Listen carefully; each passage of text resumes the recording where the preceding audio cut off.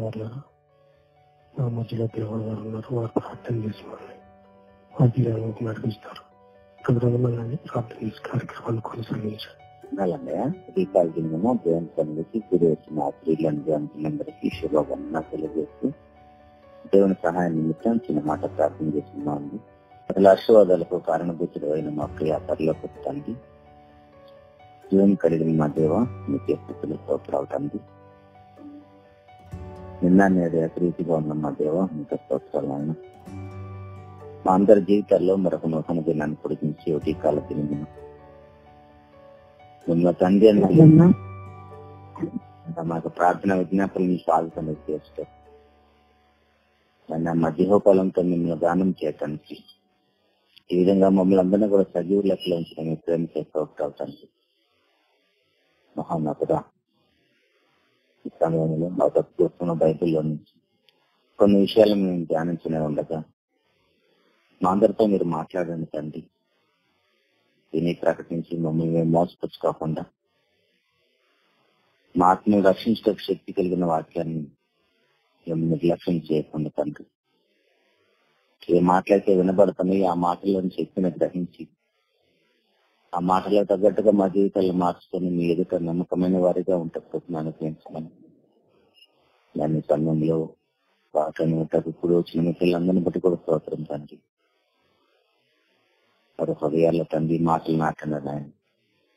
దీనికోసం ప్రత్యక్షంగా పరోక్షంగా మీ బిడ్డలు ప్రయాసపడుతున్నారు. వారికి రావాల్సిన పరిశ్రమ ఆశీర్వాదం తండ్రి. అల్పున్న యోగుడు నేను మీ పిల్లలతో తండ్రి మీ మాటలు పంచుకోపోతుండగా పరిశుధాత్మ సహాయం చేయాలి. ఆ ప్రభుత్వ రక్షకుడైన క్రీస్తు వారి ఉన్నతమైన పరిశుద్ధమైన నామం ప్రార్థించి అడిగి వేడుకుంటున్నాము తండ్రి. ఆమె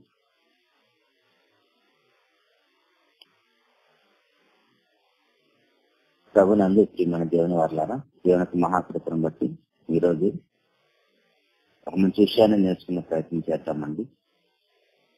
పాఠం పేరు ఏంటంటే దేవుడు జతపరిచిన వాటిని ఎవరు వేరుపరచకూడదు. దేవుడు జతపరిచిన వాటిని ఎవరు వేరుపరచకూడదు అనే పాఠం నేర్చుకున్నామండి. ముందుగా కొన్ని వాక్య పట్టణాలు చదువుతున్నాం. మార్క్స్ వార్త 10వ అధ్యాయం 9వ వచనంలో, మార్క్స్ వార్త 10వ అధ్యాయము 9వ వచనంలో, కాబట్టి దేవుడు జతపరిచిన వారిని మనుషులు ఏరుపరచకూడదని వారితో చెప్పాను. దేవుడు జతపరిచిన వారిని మనుషులు ఏరుపరచకూడదని వారితో చెప్పాను. మరొక వాక్య భాగాన్ని చదువుతున్నామండి. ప్రసంగి గ్రంథము 7వ అధ్యాయము 14వ వచనంలో, ప్రసంగి గ్రంథము 7వ అధ్యాయం 14వ వచనంలో, సుఖదినమునందు సుఖముగా ఉండుము, ఆపద్దినమునందు యోచించుము, తాము చనిపోయిన తరువాత జరుగు దాన్ని నరులు తెలుసుకొనకున్నట్లు దేవుడు సుఖ దుఃఖములను జతపరిచి ఉన్నాడు. దేవుడు సుఖ దుఃఖములను కూడా జతపరిచి ఉన్నాడు. సామెతల గ్రంథము 8వ అధ్యాయము,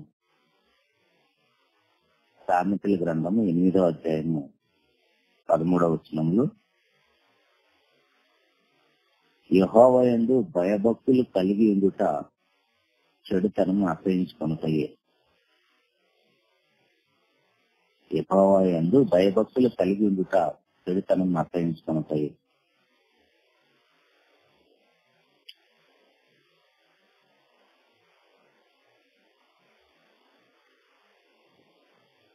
పదహారవ అధ్యాయము సామెతల గ్రంథము 6వ వచనంలో కూడా, సామెతల గ్రంథం 16వ అధ్యాయం 6వ వచనంలో కూడా, కృపా సత్యముల వలన దోషములకు ప్రాయశ్చిత్తము కలుగును, యెహోవాయందు భయభక్తులు కలిగి ఉండుట వలన మనుషులు చెడుతనం నుండి తొలగిపోతురు.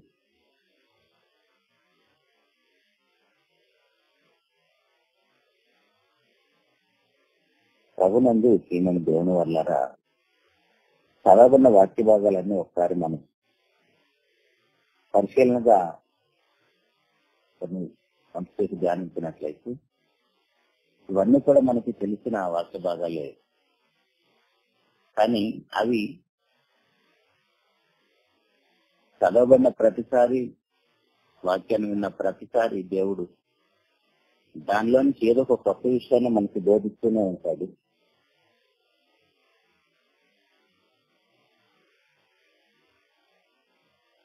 దేవుడు జతపరిచిన వారిని మనుషులు వేరుపరచకూడదని ఆదికాండము 2వ అధ్యాయంలో మనం చూస్తాం. ప్రారంభంలోనే దేవుడు అవ్వాదామి గట్టు చేసిన తర్వాత వారి ఏక శరీరము, వారిని ఎవరు వేరుపరచకూడదనే ఒక సందర్భాన్ని మనం చూస్తాం. దేవుడు జతపరిచిన వారిని ఏ మనుషుడు కూడా వేరుపరచకూడదనే వాక్య భాగం మనం చిన్ననాటి నుంచి వింటూ ఉంటాం, చదువుతూ ఉంటాం. సో జతపరిచిన వారిని మనుషులు ఎవరు వేరుపరచకూడదనేది కేవలము ఈ పురుషులను దేవుడు వివాహం ద్వారా జత చేసిన తర్వాత వారిని మాత్రమే కాదు, కానీ ఇంకా దేవుడు ఏ ఏ విషయాలను కూడా జతపరిచిచ్చారో వాటిలో కూడా మనము వాటిని విడదీయకూడదు. దేవుడే జతపరిచిచ్చాడంటే అది ఎంత ప్రాముఖ్యమైన విషయమో మనం ఖచ్చితంగా గుర్తించి తీరాలి. ఎందుకంటే దేవుడు జతపరిచిన స్త్రీ పురుషులను వేరుపరచకూడదని చెప్పినప్పుడు ఎవరైనా వివాహం అయిన తర్వాత తమ పార్ట్నర్ ఈ లోకాన్ని విడిచి వెళ్ళిన తర్వాత తప్ప ఏ ఒక్కరు కూడా తమ పార్ట్నర్ ని విడవకూడదు. అలా విడవటం అనేది 100% వాక్యానుసారం కాదు, అది పాపం అని మనకి 2 నిబంధనలు కూడా చూస్తాం. కానీ చాలా మంది బైబిల్లో వారి యొక్క తప్పులను సమర్థించుకోవటం కోసం ఎన్నో విషయాలను సపోర్టివ్ గా ఏ రిఫరెన్స్ ఉన్నాయని వెతుకుతూ ఉంటారు. దేవుడే జతపరిచిన తర్వాత స్త్రీ సరిగ్గా ఉండటం లేదని కానీ, పురుషుడు సరిగ్గా ఉండటం లేదని కానీ మనుషులు అనుకుంటూ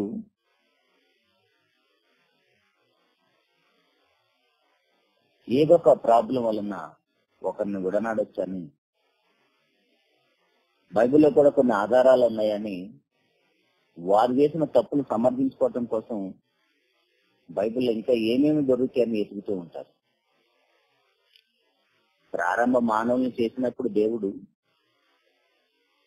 వారి యొక్క తల్లిదండ్రులను విడిచి ఏక శరీరంగా ఉంటారు, ఎవరిని వేరు చేయకూడదని ఖచ్చితంగా చెప్పినప్పుడు మరలా కొత్త నిబంధనకు వచ్చిన తర్వాత కూడా ఇంత ఖచ్చితంగా ఈ విషయాన్ని జ్ఞాపకం చేస్తుంటే మధ్యలో కొన్ని సంఘటనలు, మోషే గారి సందర్భాలు, అలాంటి సందర్భాల్లో ఇదిగో దేవుడు ఇక్కడ ఇలాంటి అవకాశాలు కల్పించాడని అనవసర విషయాలను కూడా వారు ప్రస్తావిస్తూ ఉంటారు. అలాంటప్పుడు వారు పరిశుద్ధంగా ఉండటానికి ఇష్టపడాలి. పరిశుద్ధంగా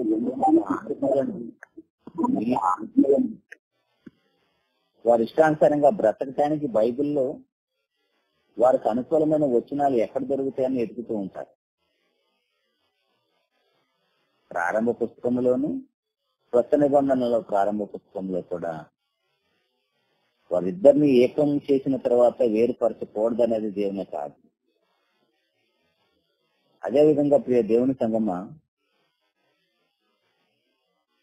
ప్రసంగి గ్రంథంలో కూడా మనం చూసాము, దేవుడు సుఖ దుఃఖములను కూడా జతపరిచి ఇచ్చాడు.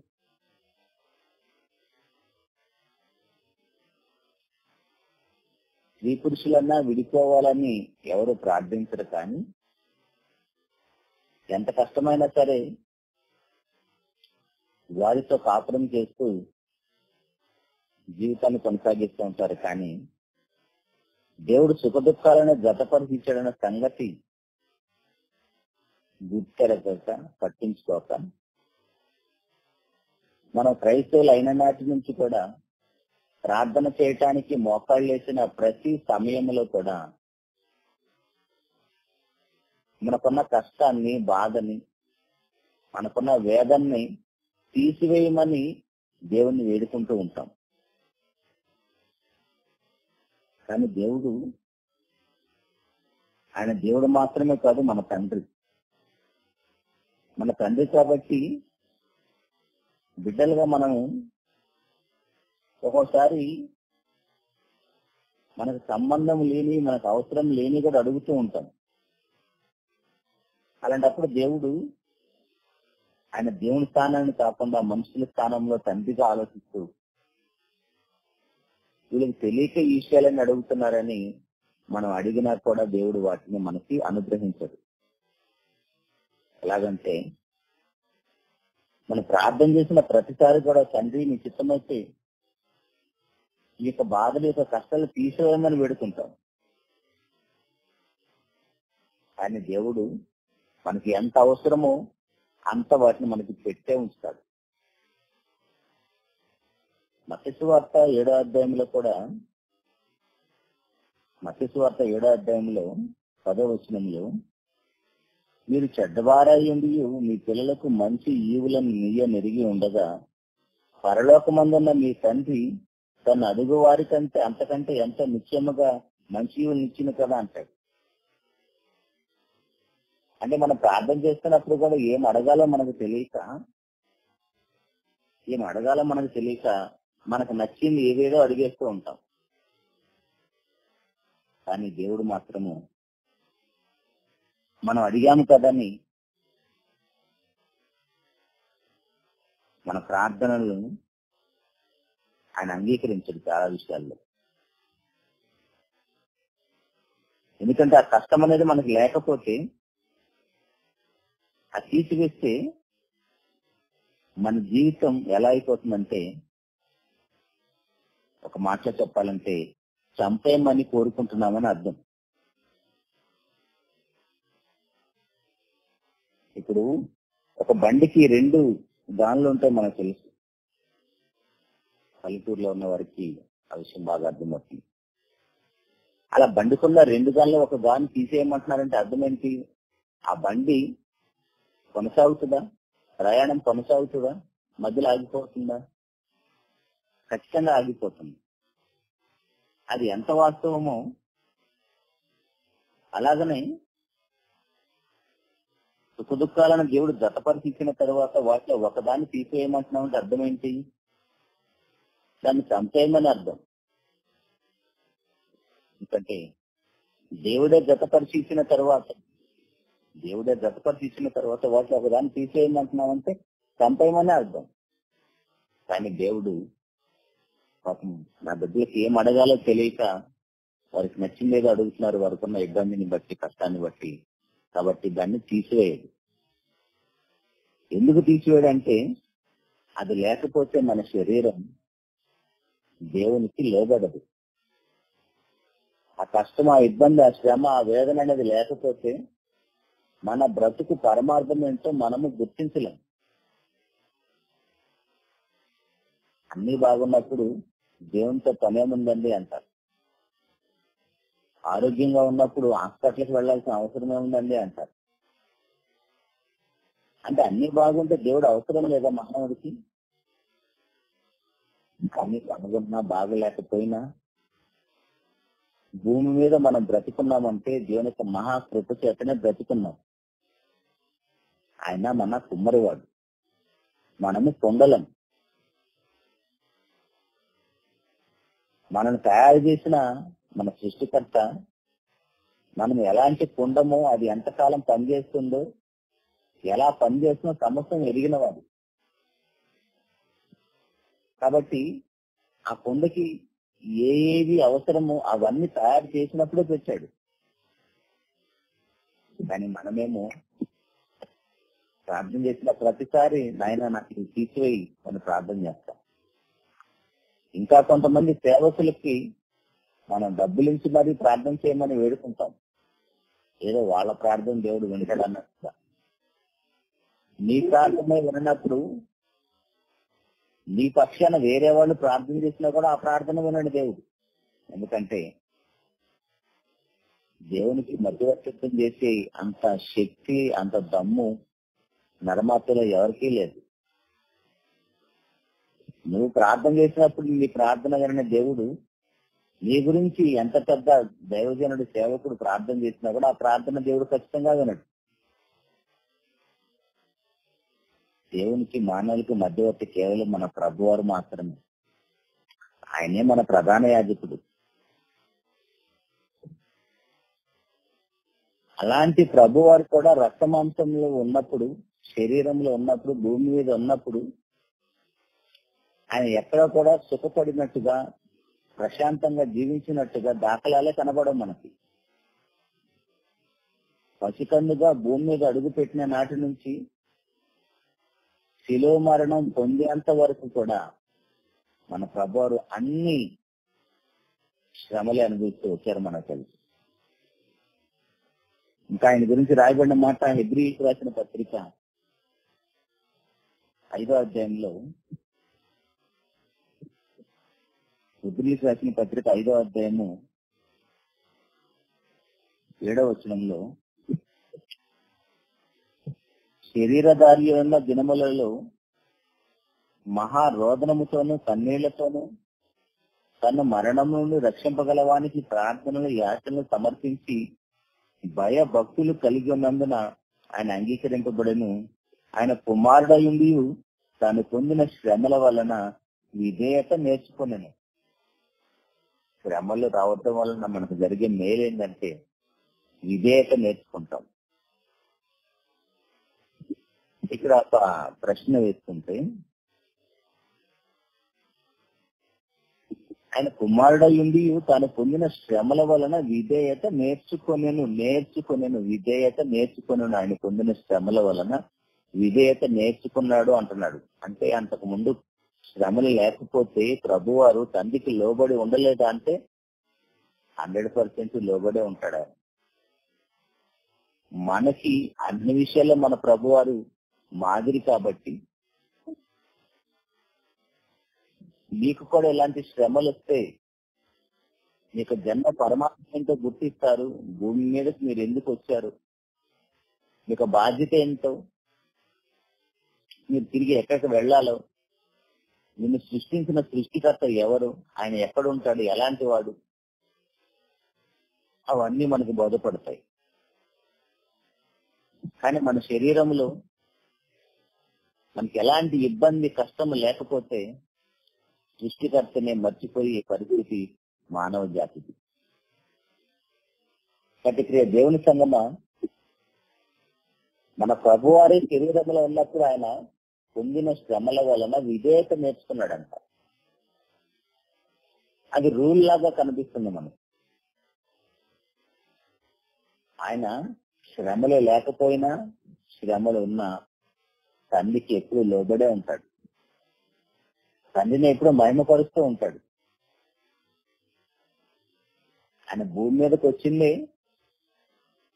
దీని యొక్క సంకల్పాన్ని నెరవేర్చడానికి. ఆ సంకల్పాన్ని నెరవేరుస్తున్న ఆ సమయంలో తన శరీరానికి ఎలాంటి ఇబ్బంది, కష్టము, అవమానాలు ఏ వచ్చినా సరే వాటిని పట్టించుకోడు. ఎందుకంటే తన ముందున్న టార్గెట్ చాలా గొప్పది. తర్వాత ఇందాక మనం చదువుకున్న ఇంకొక మాట ఏంటంటే భయభక్తులను కూడా దేవుడు జతపరిచి ఇచ్చాడు. భయము, భక్తిని కూడా దేవుడు జతపరిచి ఇచ్చాడు. ఇక్కడ యేసు ప్రభు వారు కూడా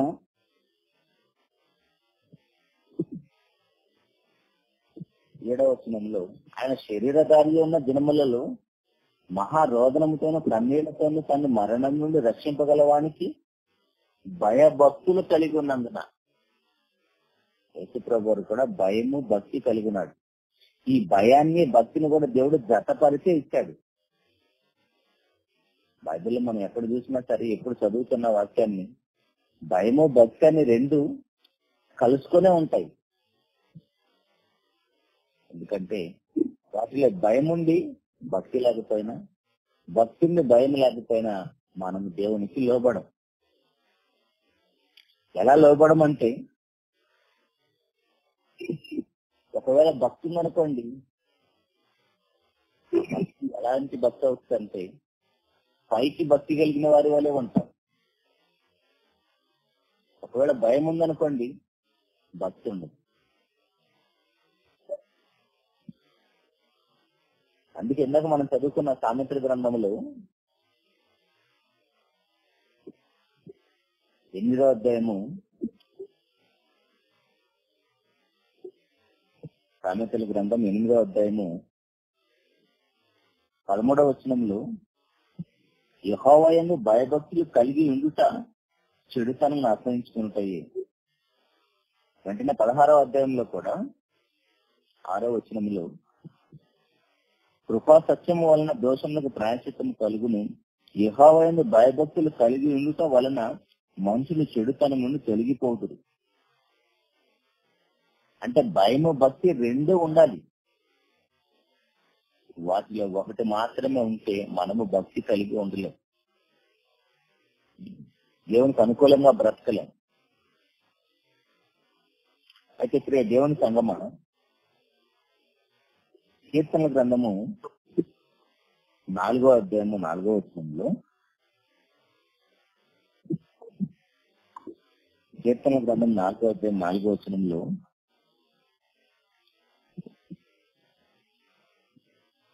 భయము నుండి పాపము చేయుకుడి, మీరు పడకల మీద నుండగా మీ హృదయంలో ధ్యానం చేసుకుని ఊరకుండుడి.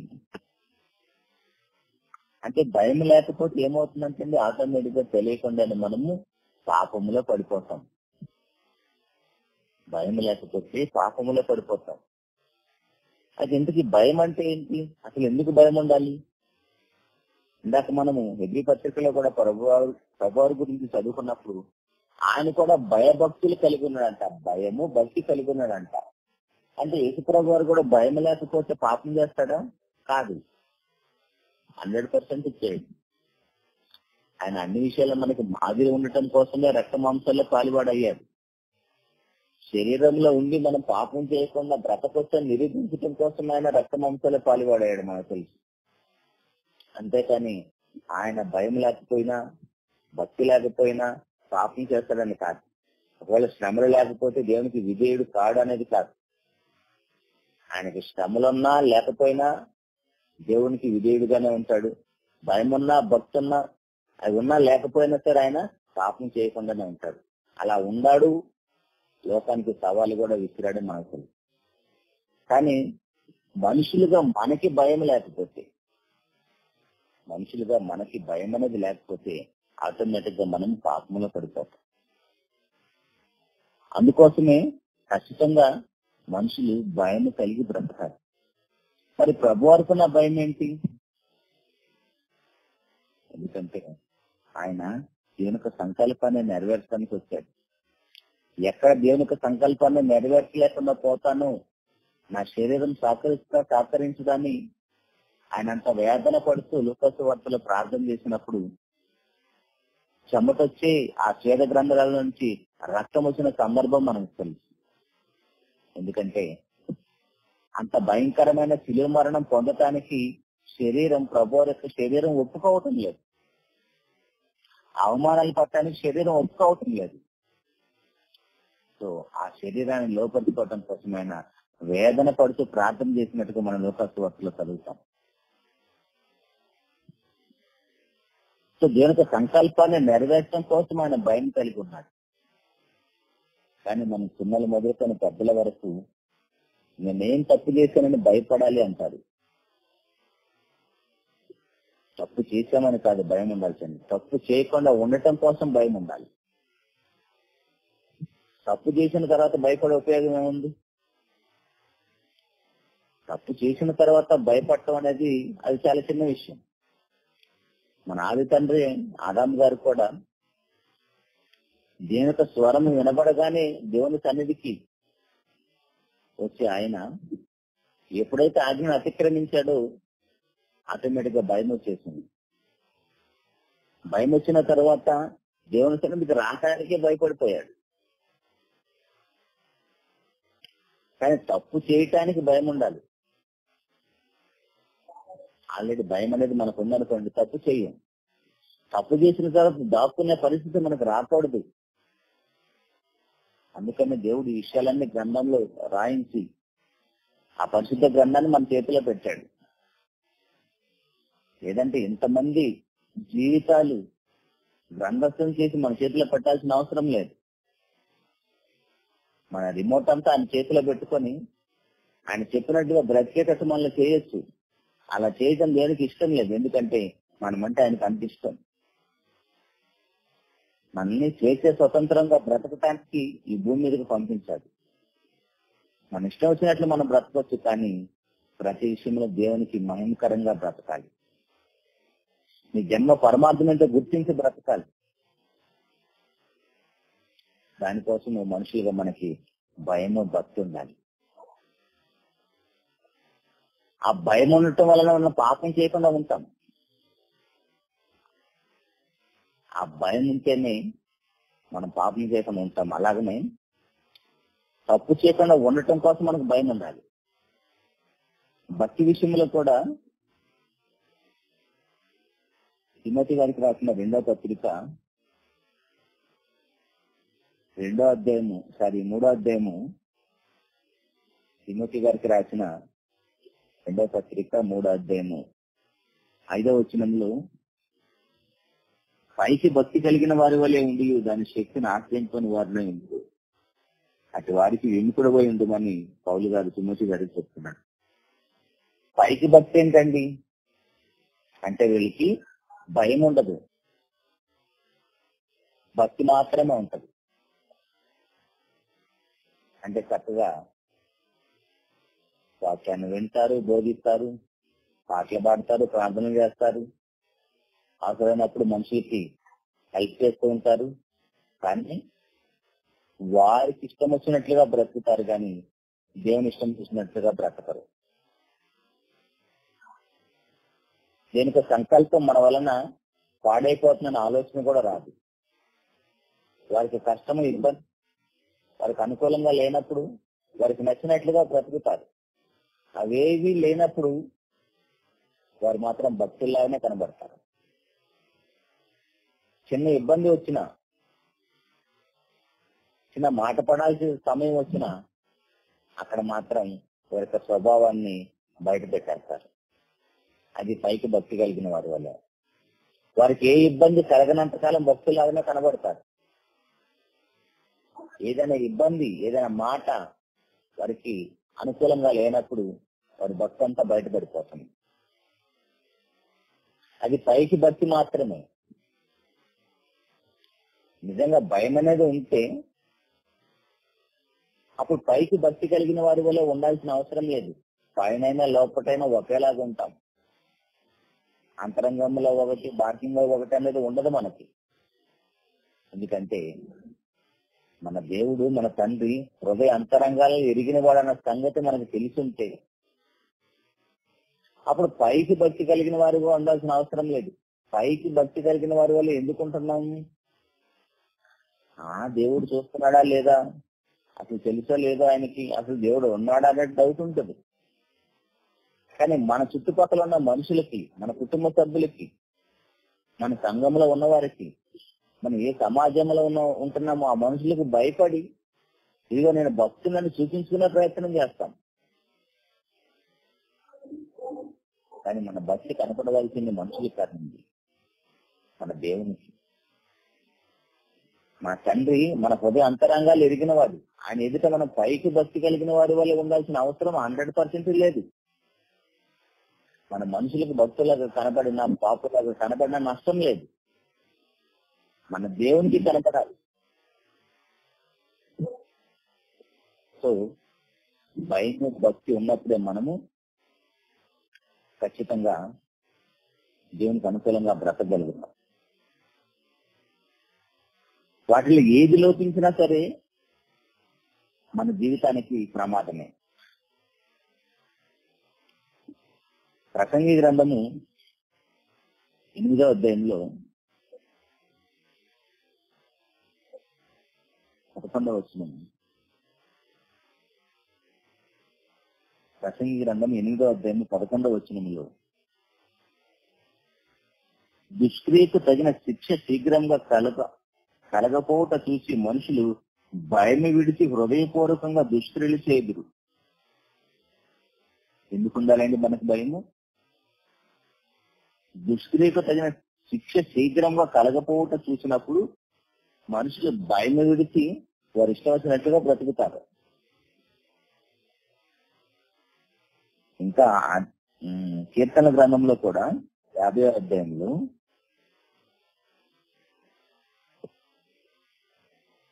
కీర్తన గ్రంథము 50వ అధ్యాయంలో మనుషులు దేవుని ఎలా ఆలోచిస్తున్నాడు ఒకసారి చూస్తే,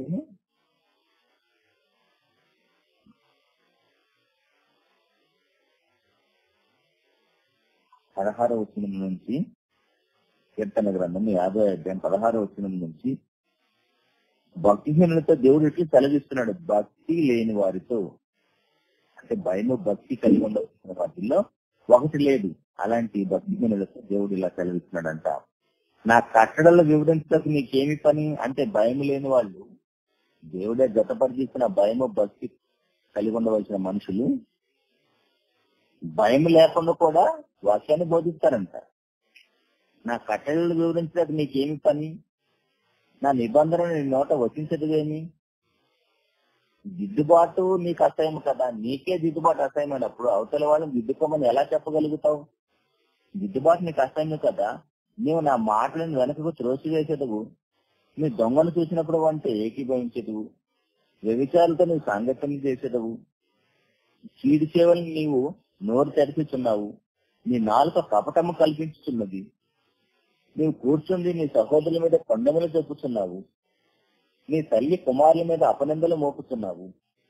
ఇక పనులు నీవు చేసినను నేను మౌనమే ఉంటిని, అందుకు నేను కేవలం నీ వంటి వాడిని అనుకుంటివి. అయితే నీ కనులు ఎదుట ఈ సంగతులను నేను వరుసగా ఉంచి నేను గద్దించదను. దేవుని మనసు వారులారా దీన్ని యోచించుకొనుడి. లేని ఎడల నేను మిమ్మల్ని చీల్చివేదును, తప్పించువాడు ఎవడునూ లేకపోను. ఏమండి, ఇది ఎంత పెద్ద వార్నింగ్ అండి నరజాతికి, మందలకే. మనకి ఎంత పెద్ద వార్నింగ్ ఇది. దేవుడు చూస్తున్నాడనే ఆలోచనే రాకూడదు మనకి. ఆయన ఎలాంటి వాడండి? సర్వాంతర్యాన్ని, సర్వజ్ఞుడు. ఆయనకున్న సుగుణాలను మనకు తెలిసినప్పుడు మన ఇష్టం వచ్చినట్టుగా మనం బ్రతకలేము. అట్టని మన బ్రతుకు ఎప్పుడు అడ్డం కూడా కాదు, అది కూడా గుర్తుపెట్టుకోవాలి. దేవుడు అది చేయొద్దు అంటున్నాడు, ఇది చేయొద్దు అంటున్నాడు అని చాలా మంది దేవుని మీద నేరాలు మోపుతూ, మనము మన ఇష్టం వచ్చినట్లుగా బ్రతకమని ప్రసంగి గ్రంథంలో కూడా చెప్తాడు. ప్రసంగి గ్రంథం 12వ అధ్యాయంలో, ప్రసంగి గ్రంథం 11వ అధ్యాయము 9వ వచనంలో, యవనుడా నీ యవన మందు సంతోషపడము, నీ యవన కాలం మందు నీ హృదయము సంతృష్టిగా ఉండనిము, నీ కోరిక చొప్పున నీ దృష్టికి ఇష్టము చొప్పున ప్రవర్తించము. అయితే వీటన్నిటిని బట్టి దేవుడు నేను తీర్పులను తెచ్చిన జ్ఞాపకం ఉంచుకోను. లేత వయసులో నడిప్రాయంలో గట్టించుకోను గనుక నీ హృదయములను వ్యాకులము తొలగించుకొనుము, నీ దేహంను చెరుపుదాన్ని తొలగించుకొనుము. నీ యవన కాలం ముందు నీ ఇష్టం వచ్చినట్టు బ్రతుకు. కాకపోతే ఏది దేవుడు పెట్టింది, ఏది అపవాది పెట్టింది, ఏది ఆశ, ఏది దురాశ అన్న సంగతి మనం గ్రహించుకొని బ్రతికితే నష్టం లేదు మనకి. మనం అనుభవించాలని మహా విశ్వాన్ని కలిగించి దేవుడు మనల్ని ఈ లోకంలోకి పంపించాడు. మనం దేవుడి మీద నేరం అవడానికి ఎక్కడా కూడా మనకి ఛాన్సే ఉండదు. దేవుడు అలా బ్రతకొద్దు అంటాడు, ఇలా బ్రతకొద్దు అంటాడు అనేది మనం దేవుడి మీద నేరాలు మోపాల్సిన అవసరమే లేదు. మన ఇష్టం వచ్చినట్లు బ్రతకాలి. కాకపోతే దానిలో దేవుని ఇష్టం ఉందా లేదా, మన ఇష్టంలో దేవుని చిత్తం ఉందా లేదా, మన ఇష్టంలో దేవుని యొక్క సంకల్పం నెరవేర్చబడుతుందా, దేవుని యొక్క సంకల్పానికి ఏమైనా అవమానం కలుగుతుందా, అది గుర్తుపెట్టుకోవాలి. నిజంగా మనం ఆ తండ్రికి పిల్లలం అయితే. అది లేనప్పుడు మన ఇష్టం వచ్చినట్లు బ్రతుకుతాం. లూకాసు వార్త 16వ అధ్యాయంలో ఆ చనిపోయిన ధనవంతుడి మీద మోపిన నేరం ఏంటో మనకు తెలుసు. దేవునికి ఇష్టాన్ని కానీ ఆయన చిత్తాన్ని కానీ తెలుసుకోకుండా ధనవంతుడు తన ఇష్టం వచ్చినట్లు బ్రతికాడు. ఆయన మీద మోపిన నేరం అదే. నరకములో ఆ యాతన పడుతున్న ఆ ధనవంతుడి మీద మోపిన నేరం ఏంటి? కుమారుడా, నీవు నీ ఇష్టం వచ్చినట్లు బ్రతికావు. అబ్రహాం గారు మాట్లాడిన మాట మనకు జ్ఞాపకం అవుతుందా? అంటే మనం మన ఇష్టం వచ్చినట్టు బ్రతకూడదు అనమాట. మన ఇష్టంలో దేవునికి ఇష్టం కూడా ఉండాలి. మన ఇష్టంలో దేవునికి సంకల్పం కూడా ఉండాలి. ఆ సంకల్పానికి భంగం కలగకుండా ఉండాలి మన ఇష్టంలో. అది భయము భక్తి కలిగి బ్రతకటం అంటే. నిజంగా మనం భక్తిహీనులుగా ఉన్నప్పుడు దేవుడు అంటే పెద్దగా మనకు పట్టదు. కానీ వాక్యాన్ని వింటామంట, ప్రకటిస్తామంట. దుష్క్రియకు తగిన శిక్ష శీఘ్రంగా కలగపోవటం వలన మనుషులు వాళ్ళు ఇష్టం వచ్చినట్టు భయం విడిచి బ్రతుకుతారంట. అదే భయం ఉంటే ఏ క్షణమైనా, వయసు ఏదైనా, పరిస్థితి ఏదైనా తప్పు చేయకుండా బ్రతుకుతాం. తప్పు చెయ్యాలంటే భయం ఉండాలండి. తప్పు చేసిన తర్వాత భయం ఉండటం కాదు. ఆదాము గారి వల్లే ఆ సందర్భం దేవుడు మనకు రాయించి పెట్టింది అందుకోసమే. తప్పు చేసిన తర్వాత భయపడటం కాదు, తప్పు చేయటానికి భయం ఉండాలి. అది దేవుని పిల్లకు ఉండవలసిన లక్షణం. ప్రతి ప్రియ దేవుని సంగమా, దేవుడు జతపరిచిన వాటిని దేన్ని మనము వద్దనుకున్నా సరే అది ఎంత పెద్ద ప్రమాదమో మనం గమనిస్తున్నాం. దేవుడు స్త్రీ పురుషులను వివాహం ద్వారా ఏకం చేసిన తర్వాత వారిని విడనాడటం అనేది, మనుషులు వేరు చేయటం అనేది అది దేవుని దృష్టిలో మహాపాపం. అలాగనే సుఖ దుఃఖాలను కూడా దేవుడు జతపరిచి ఇచ్చాడు. మనం ఎంత ప్రార్థన చేసినా జీవితాంతం మనకి రెండు కలిసే ఉంటాయి చనిపోయేంత వరకు. చనిపోయిన తర్వాత ఆ రెండు విడిపోతాయి. ఏదో ఒకటే ఉంటది. ఉంటే సుఖం ఉంటది, లేకపోతే లైఫ్ లాంగ్ దుఃఖమే ఉంటది. కానీ భూమి మీద బ్రతికినంత కాలం మాత్రం ఖచ్చితంగా రెండు ఉంటాయి. ఒకటి తీసేయమంటున్నావు అంటే అర్థం ఏంటి? చంపేయమని అర్థం. ఏం అడుగుతున్నావు మనకు తెలియక అడుగుతాం కాబట్టి దేవుడు వాటిని తీసివేయడు మన దృష్టిలో. కానీ చనిపోయిన తర్వాత ఖచ్చితంగా దేవుడు జతపరిచిన వాటిని దేవుడే వేరు చేస్తాడు. అయితే సుఖము లేదంటే దుఃఖం ఏదో ఒకటే ఉంచుతాడు మనకి. నిజంగా మనం భయము భక్తి కలిగి బ్రతికితే ఖచ్చితంగా ఆ సుఖాన్ని, ఆ ఆనందాన్ని, ఆ నెమ్మది పొందే స్థలాన్ని దేవుడు మనకు అనుగ్రహిస్తాడు. కానీ భూమి మీద మనకి ఇందాక భక్తిహీనులాగా మనం చూసాం 50వ కీర్తనలో, అలా బ్రతికి లైఫ్ లాంగ్ ఆ వేదన పడే స్థలం, ధనవంతుడు పోయిన స్థలానికి పోతామా? లేదా భూమి మీద భయం కలిగి భక్తి కలిగి దిద్దుబాటును అసహించుకోవటం అనే మాట చెప్పడం చాలా ఈజీ అండి. చెబుతాం. మన కళ్ళ ముందున్న భర్తకైనా, భార్యకైనా, పిల్లలకైనా, బంధువులకైనా, స్నేహితులకైనా, మనతో పాటు ఉద్యోగాన్ని కానీ, వ్యాపారాలు కానీ, పనిపాట్లు చేస్తున్న వారు అందరికీ చెప్తాం. కానీ మనకు మాత్రం దిద్దుబాటు ఆ యొక్క స్వభావమే మనకు ఉండదు. ఒకసారి జాగ్రత్తగా ఆలోచించండి. మనం ఎంత భక్తులమో, ఎంత మంచివారమో మన లైఫ్ పార్ట్నర్ చెప్పాలి. అదేంటో మనం గమనిస్తే ఇంట్లో ఉన్న భార్యని ఏ భర్త పొగడడు కానీ బయట ఉన్న భార్యని పొగుడుతాడు. ఆమె అలా ఉంది, ఇలా ఉంది, భర్తకి ఇలా లోపడుతుంది, కుటుంబాన్ని ఇలా చక్కగా చూసుకుంటుందని. కానీ ఇంట్లో నీ భార్య ఏం చేస్తుందో అది మాత్రం నువ్వు గుర్తించు. సేమ్ భార్య కూడా భర్త విషయంలో అంతే. ఆ భర్త ఎలా ఉంటాడు, ఈ భర్త ఎలా ఉంటాడని పక్కింటి వాళ్ళ గురించి చెప్తారే కానీ నీ భర్త నీ విషయంలో ఎంత జాగ్రత్తగా ఎంత కష్టపడుతున్నాడు, కుటుంబం కోసం ఎంత శ్రమ పడుతున్నాడు అది మాత్రం గుర్తించరు. మనం ఎంత మంచి వాళ్ళు మనం చెప్పాలంటే మన లైఫ్ పార్ట్నరే చెప్పాలి.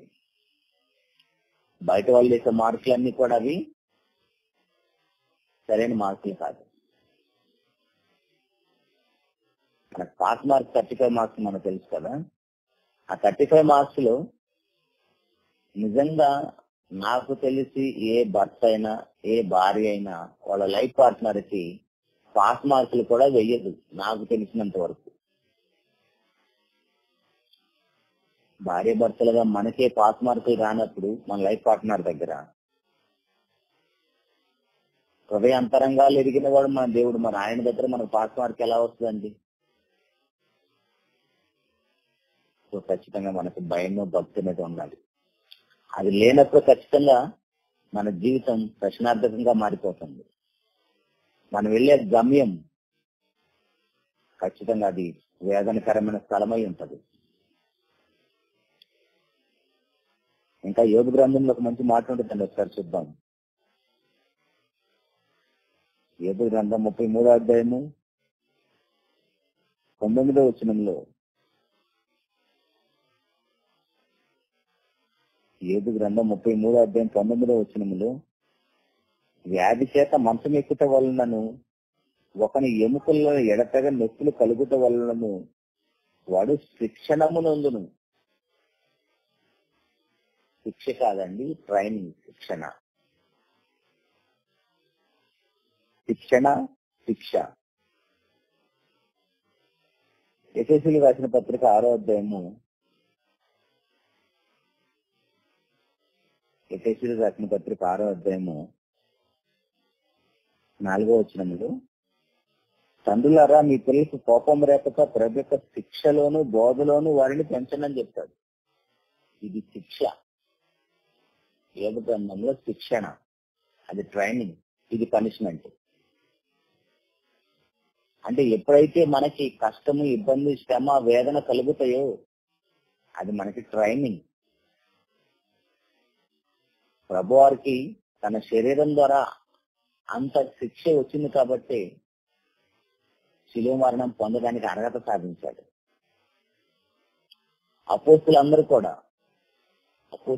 కూడా వారి శరీరంలో ఉన్న ఆ శ్రమలన్నీ కూడా వారి యొక్క భక్తి జీవితాన్ని నిలుపుకోవటం కోసం ఉపయోగపడ్డాయి. కానీ ఇప్పుడున్న ప్రకటన మనం చూస్తే మీకు ఆ సమస్యల ఈ సమస్యల రండి యేసు పిలుస్తున్నాడు, అవన్నీ తీసేస్తాడు. తీసేస్తాడు ఎప్పుడు? మనం చనిపోయిన తర్వాత. భూమి మీద బ్రతికినంతకాలం రెండింటిని దేవుడు గతపరిచే ఇచ్చాడు. అవి తీసివేయమని ప్రార్థన చేయడానికి మనం రాకూడదు. చిత్తమైతే పరిష్కారాన్ని చూపించండి అయ్యా, వాటిని ఎదుర్కొనే ధైర్యాన్ని ఇవ్వండి మనం. అలా ప్రార్థన చేయలే తప్ప వాటిలో ఒకదాన్ని తీసివేయమని మనం ప్రార్థన చేయకూడదు. శరీరానికి ఎప్పుడైతే ఇబ్బంది వస్తుందో అప్పుడు మనము ట్రైనింగ్ లో ఉన్నామని అర్థం, శిక్షణలో ఉన్నామని అర్థం. ఇప్పుడు మిలిటరీ ట్రైనింగ్ అయినా, పోలీస్ ట్రైనింగ్ అయినా, ట్రైనింగ్ అయిపోయిన తర్వాత జాబ్ లో జాయిన్ అవుతాం. నువ్వు ఎగ్జామ్ అయిపోయిన వెంటనే తీసుకెళ్లి మిలిటరీలో నీకు డ్యూటీ ఏమి ఇవ్వరు, పోలీస్ జాబ్ ఏమి ఇవ్వరు. టెస్ట్లన్నీ అయిపోయిన తర్వాత, రిటర్న్ టెస్ట్ అన్ని అయిపోయిన తర్వాత ఫిజికల్ టెస్ట్ ట్రైనింగ్ ఉంటది. అసలు ఉంటావా పారిపోతావా అని. మిలిటరీకి చాలా మంది వెళ్లి ట్రైనింగ్ లోనే రిటర్న్ వచ్చేస్తారంట. ఎందుకు? అది అంత కఠినంగా ఉంటది. అవన్నీ నిలబడి తట్టుకొని ఆ ట్రైనింగ్ అంతా కంప్లీట్ చేసిన వాళ్ళే మిలిటరీలో ఉంటారు. ఎందుకంటే దాని తర్వాత అంతకంటే పెద్దది శ్రమ, ఇబ్బంది వచ్చినా సరే తట్టుకొని నిలబడగలటానికి వాళ్ళకి ట్రైనింగ్ ఇస్తారు. ట్రైనింగ్ లో చక్కగా సుఖపెట్టిన తర్వాత డ్యూటీలో జాయిన్ అయిన తర్వాత అక్కడ అంతా కష్టం వచ్చింది అనుకోండి, అప్పుడైనా వాడు రిటర్న్ వెళ్ళిపోతాడు. సో అందుకోసమే ట్రైనింగ్ లో ఉన్నప్పుడే శ్రమ ఎక్కువగా ఉంటది. రేపు మనం నెమ్మది పొందే స్థలానికి వెళ్ళాలంటే ఖచ్చితంగా ఇక్కడ మనకు శిక్షణ అవసరం. అలా బైబిల్ భక్తులు అందరూ కూడా అలా శిక్షణలో ఉన్నవారు, మన ప్రభువారితో సహా. కానీ మనమేమో నాయన నాకు దాన్ని తీసేయమని ప్రార్థన చేస్తాం. తీసేయమని ప్రార్థన చేస్తాం అర్థం ఏంటి? చంపేయమని అర్థం. కానీ మన ప్రార్థన విషయంలో దేవుడు కూడా పాపం నా బిడ్డ తెలియక అడుగుతుంది అని ఉంచుతాడు. తీసేస్తాడు ఎప్పుడు? మనం చనిపోయిన తర్వాత ఒకటే ఉంటది మనకి. కానీ చనిపోయేంత వరకు కూడా ఆ సుఖ దుఃఖాలు కలిసే ఉంటాయి, భయమో భక్తి కలిసే ఉండాలి. ఎవరైతే వివాహాలు చేసుకున్నారో భార్య భర్తలు ఇద్దరు కూడా ఖచ్చితంగా కలిసే ఉండాలి. కానీ ఇంతకాలం మనం ఏమనుకున్నామంటే భార్య భర్తలు మాత్రమే దేవుడు జతపరిచి ఇచ్చాడు కాబట్టి, ఏక శరీరంగా ఉండమని చెప్పాడు కాబట్టి ఖచ్చితంగా మనం విడిపోకుండా ఉండాలని కోరుకున్నాం, ఉంటున్నాం. కానీ దేవుడు అలా జతపరిచి ఇచ్చినవి సుఖ దుఃఖాలను జతపరుచుకొని ఇచ్చాడు, భయాన్ని భక్తిని కూడా జతపరిచి ఇచ్చాడు. ఒకటి లేకపోతే అది మనకు చాలా ప్రమాదం. భయం మాత్రమే ఉండి భక్తి లేకపోయినా, భక్తి మాత్రమే భయం లేకపోయినా ప్రమాదమే. సుఖం ఉండి దుఃఖం లేకపోయినా, దుఃఖం ఉండి సుఖం లేకపోయినా ప్రమాదం. లేదు వివాహం అయిన తర్వాత ఒకరిని విడిచి ఒకరు ఉన్నా కూడా ప్రమాదం. మన యొక్క భార్య భర్త నిర్ణయం చొప్పునే మనం దూరంగా ఉండాలి తప్ప, వారు అంగీకరిస్తేనే దూరంగా ఉండాలి తప్ప, వారు అంగీకరించలేకపోతే ఖచ్చితంగా లైఫ్ పార్ట్నర్ దగ్గర ఉండి తీరాలి. వారి సమ్మతి చొప్పున దూరంగా ఉండాలి. కొరింథీ పత్రికలో ఆ విషయాన్ని మనం చూస్తాం. అటు ప్రియ దేవుని సంఘం, భయం కలిగి భక్తి కలిగి దిద్దుబాటుని అసహించుకోకుండా మనం అందరం కూడా రేపు చనిపోయిన తర్వాత దేవుడు వరుసగా ఉంచి నేను శిక్షిస్తానంటున్నాడు. నాకు 50వ అధ్యాయంలో మనం అదే చూసాం. కీర్తనల గ్రంథంలో వరుసగా ఉంచి ఎల్ఈడి స్క్రీన్ వేసి మరీ చూపిస్తాడంట, నువ్వేమేం చేశావు, నేనేమేం చేశాను. అక్కడ దేవుడు శిక్షించటానికి తన ఉగ్రతను మన మీద చూపిస్తున్నప్పుడు తప్పించేవాడు ఎవడూ లేడు. ఇవన్నీ కూడా మనము శిక్షలకు వెళ్ళక ముందే ట్రైనింగ్ లో ఉన్నప్పుడే చెప్తున్నాడు. ఆల్రెడీ శిక్షలకు వెళ్లిపోయిన తర్వాత తప్పించేవాడు ఎవడో ఉండడు. ట్రైనింగ్ లో ఉన్నప్పుడే సరి చేసుకుంటే శిక్షలోకి వెళ్ళం. శిక్షణ సరిగ్గా పొందితే, ట్రైనింగ్ సరిగ్గా తీసుకుంటే పనిష్మెంట్ లకు వెళ్ళాం. కానీ ఇక్కడేమో మనకి శిక్షణ వద్దు, పనిష్మెంట్ వద్దు, రెండు వద్దు అనుకుంటే ఎలాగూ? కట్టించే దేవుని సంగమా, మనకు తెలుసు కదా, రాజులు సింహాసనం మీద కూర్చోబెట్టబోయే యువరాజుకి రాజ్యంలో ఉన్న మనుషుల వలె, రాజ్యంలో ఉన్న అందరి పిల్లల వలె ఉంటాడా? ఉదయం నిద్ర లేచిన దగ్గర నుంచి అన్ని ట్రైనింగ్ లో ఉంటాయి. మోషే గారంట సకల విద్యను అభ్యసించాడంట. రాజుగారి కుటుంబంలో ఫరో కుమార్తె తీసుకొని వెళ్లిపోయిన తర్వాత మోషే గారు సకల విద్యలు అభ్యసించాడంట. ఇస్రాయేల్ జనాంగం వల్ల ఆయన ఖాళీగా లేడు. ఎందుకు? సింహాసనాన్ని అధిష్ఠించి దేవుని ప్రజలను పరిపాలన చేయాలి. ఏమండి, భూమి మీద ఉన్న ఒక సింహాసనాన్ని అధిష్ఠించడానికి ఇంత ట్రైనింగ్ అవసరమైనప్పుడు ప్రభువారు మనకి ఏ సింహాసనాన్ని ఇస్తానన్నాడండి? ఆ మాట చూసుకొని ముగించుకుందాం. ప్రకటన గ్రంథము 3వ అధ్యాయము 21వ వచనములో, ప్రకటన గ్రంథం 3వ అధ్యాయం 21వ వచనములో, నేను జయించి నా తండ్రితో కూడా ఆయన సింహాసనం మందు కూర్చుండున్న ప్రకారము జయించువాని నాతో కూడా నా సింహాసనం నందు కూర్చుందని ఇచ్చేదను. ఏమండి, యేసుప్రభు యొక్క సింహాసనం ఎంత గొప్పదని చెప్పడానికి కూడా మనకి మాటలు సరిపోవు. దాంతో ఈక్వాలిటీ చేయడానికి ఏది సరిపోదు భూమి మీద. అమెరికా అధ్యక్షుని పదం అంటామా, అలాంటిది 1000 లేదా 1,000,000 పోస్టులు అన్నా సరే దాంతో సమానం కాదు. అంత గొప్ప సింహాసనాన్ని ఈ రోజు నీకు నాకు ఇస్తానని దేవుడు వాగ్దానం చేశాడు. ఊరికి వెళ్ళి తీసుకెళ్లి కూర్చోబెడతాడండి అక్కడ. ఇందాక మనం విన్నట్లుగా మిలిటరీ ట్రైనింగ్ లో ఉన్నప్పుడు రాత్రిపూట అడవిలోకి పంపిస్తే పారిపోయి జ్వరం వచ్చి మంచాన పడ్డ నీకు ఆ డ్యూటీలో పెట్టుకుంటారండి? చీకటి అంటే భయపడేవాడికి డ్యూటీలో పెట్టుకుంటారా? బొద్దింకలకి బలిలకు భయపడే వాళ్ళని మిలిటరీలో పెట్టుకుంటారా అండి?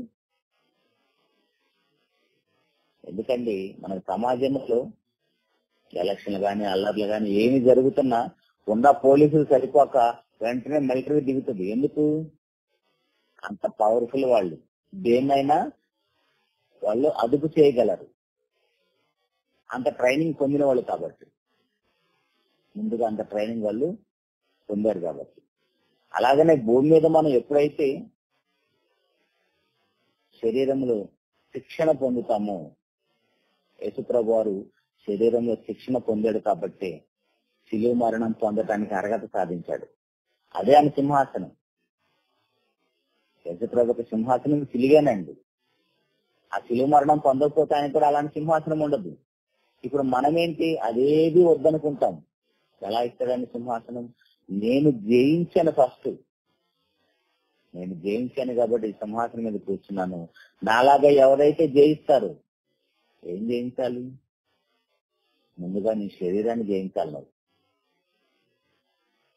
ముందుగా నీ శరీరాన్ని నువ్వు జయించాలి, తర్వాత లోకాన్ని జయించాలి, తర్వాత అపవాదిని జయించాలి. ఆ మూడింటిని మన ప్రభువారు జయించాడు. మనమేమో కనీసం మన నాలుకనే జయించలేం, మనమేమో కనీసం మన కళ్ళనే జయించలేం. యోబు గారు అంటండి, పాపం చేయకుండా తన కన్నులతో నిబంధన చేసుకున్నాడంట. పాపం చేయకుండా కళ్ళతో నిబంధన తనకు తానే అగ్రిమెంట్ అయ్యాడంటండి.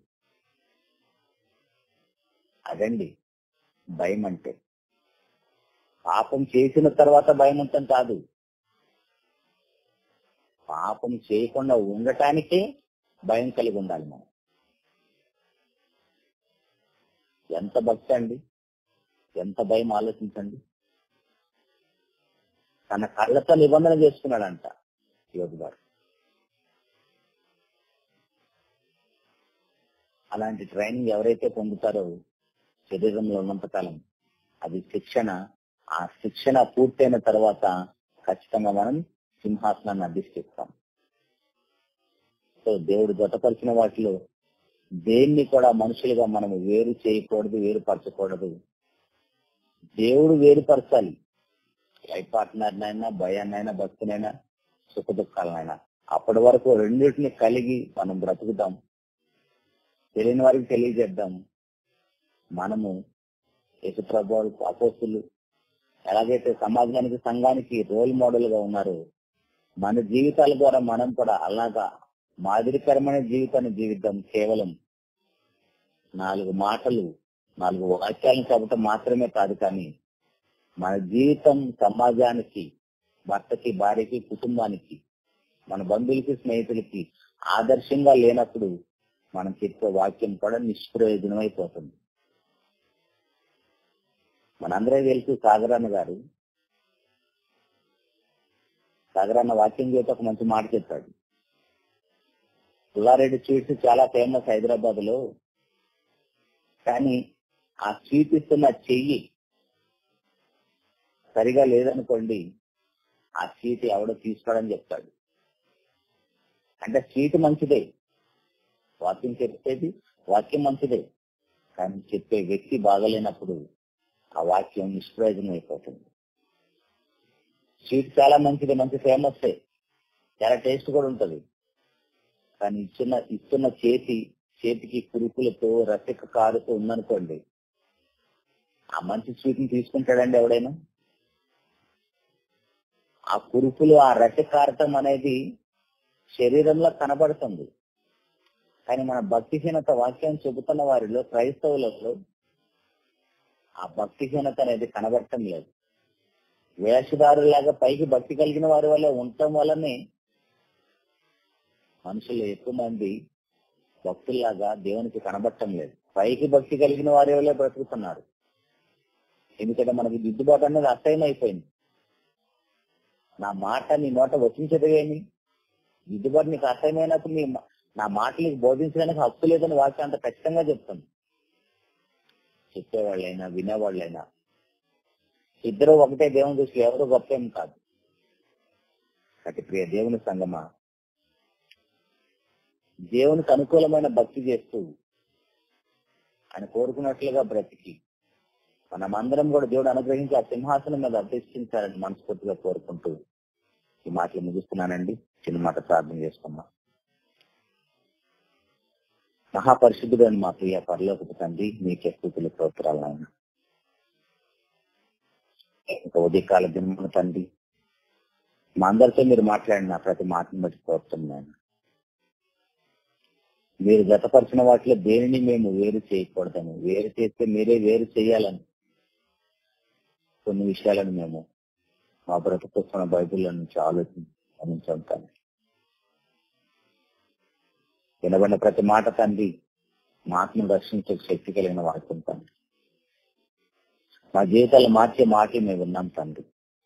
ఏవైతే మాకు లోపాలుగా ఉన్నాయో, ఏవైతే మేము సింహాసనాన్ని అధిష్ఠించడానికి ఇంకా అర్హత సాధించాలో, ఏదైతే శిక్షణ పొందాలో, ఏదైతే ట్రైనింగ్ అవసరమో మా అందరికి అనుగ్రహించండి తండ్రి. ట్రైనింగ్ లేకుండా మేము సింహాసనాన్ని అధిష్ఠించలేమని పరిశుద్ధ గ్రంథం మాకు తెలియజేసిన తండ్రి. దానికి కూడా స్తోత్రం తండ్రి. మహాపరిశుద్ధుడు అలుతున్న యోగ్యుని తండ్రి, మీ బిడ్డలతో ఏమైనా అనాలోచనగా మాట్లాడుతూ అయితే నన్ను క్షమించగలను. మొత్తంగా మీకు వాక్యాన్ని నాకు నేర్పండి తండ్రి. నేను బ్రతుకుతూ నా కుటుంబాన్ని బ్రతికిస్తూ శరీరంలో ఉన్నంతకాలం తండ్రి మీ నామానికి మహిమకరంగా మీ మాటలు మీ యొక్క సర్వ సమాజానికి బోధించే అవకాశాన్ని కల్పించుకుంటాను. ఈ సమయంలో తండ్రి వాక్యాన్ని ఉన్న మీ బిడ్డలందరూ బడుకోవాలి తండ్రి. మీ బిడ్డలకి ఏవైతే లోపంగా ఉన్నాయో, ఏవైతే సింహాసనానికి ఆటంకంగా అడ్డంగా కనబడుతున్నాయి తండ్రి, వాటిని అన్నింటినీ సరి చేసుకునే మంచి మనస్సుని మీ బిడ్డలందరికీ అనుగ్రహించిన తండ్రి. దిద్దుబాటును అసహించుకోకుండా తండ్రి, నిజంగా తండ్రి మా కుటుంబాల్లో భర్త చేస్తే భార్య వినదు, భార్య చేస్తే భర్త వినదు తండ్రి, తల్లిదండ్రులు చేస్తే పిల్లలు వినదు, పిల్లల మాట తల్లిదండ్రులు వినదు తండ్రి. ఇలాంటి సమయంలో తండ్రి మనుషులుగా మాకు దిద్దుబాటు అనేది ఖచ్చితంగా అవసరమని, దిద్దుబాటు లేకపోతే మేము నరక పాత్రలు అవుతాను గుర్తుపెట్టుకుని తండ్రి. చిన్నలు చెప్పిన, పెద్దలు చెప్పిన తండ్రి, తప్పు చెప్పిన, భార్య చెప్పిన, ఏదైతే మాకు లోపంగా ఉన్నదో ఆ లోపాలను సరి చేసుకుంటూ వాక్యతో వెలుగులో మనుషుల వైపు చూడకుండా తండ్రి, మీదట నమ్మకమైన వారిగా బ్రతుకు సహాయం చేయండి. పైకి భక్తి కలిగిన వారి వల్ల మా జీవితాలు ఉండకుండా మీరు మా హృదయ అంతరంగాలు ఎరిగిన వాడని, మీరు సర్వజ్ఞుడు, సర్వాంతర్యామి అని, మీకు సుగుణాలని ఎరిగిన వారినే బ్రతుకు సహాయం చేయండి. ఈ యొక్క కార్యక్రమం కోసం ఉదయం, మధ్యాహ్నం, సాయంత్రం కూడా తండ్రి ప్రయాసపడుతున్నాం. మీ బిడ్డలందరినీ బట్టి ప్రోత్సహించండి.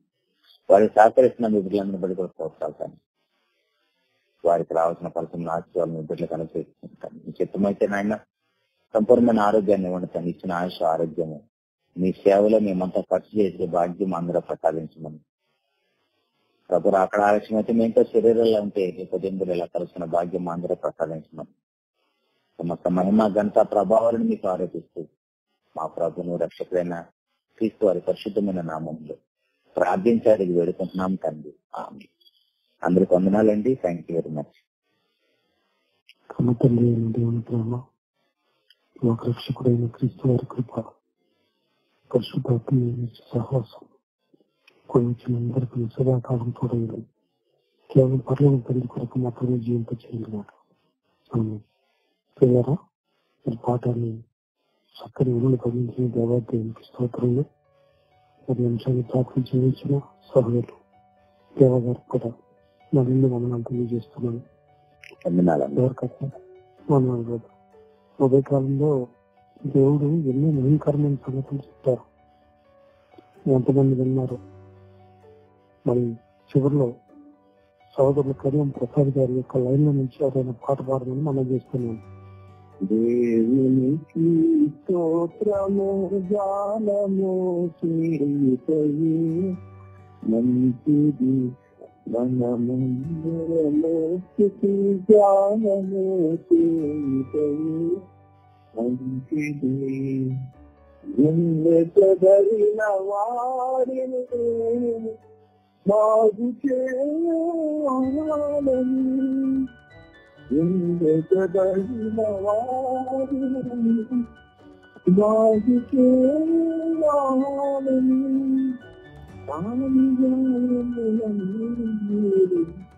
పట్టుకుంది వాడని దేవునికి స్తోత్రము గానము చేయుటయే మంచిది. మనమందరము స్తుతి గానము చేయుటయే మంచిది. ప్రభు గొప్పవాడును, అధిక శాంతి సంపన్నుడు. ప్రభు గొప్పవాడును,